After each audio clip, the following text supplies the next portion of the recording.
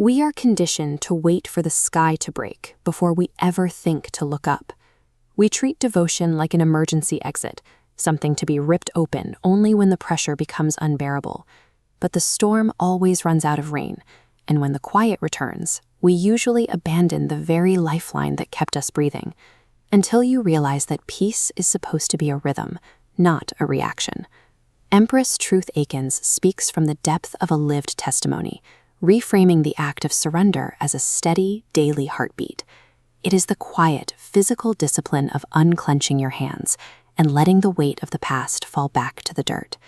When you stop bracing for the next hit, the current finally has room to flow. The friction of the modern world is designed to drain you, flooding your senses with a constant, invisible static. These low frequencies dictate our internal state, trying to force their way into the center of our lives. But the static only wins if you let it in, and protecting your spirit requires a conscious, daily rejection of that fear.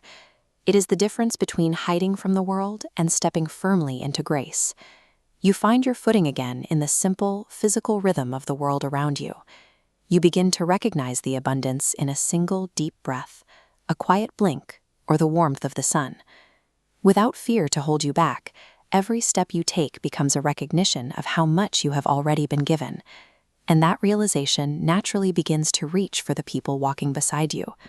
Healing is a frequency that expands, moving from one protected spirit to the next.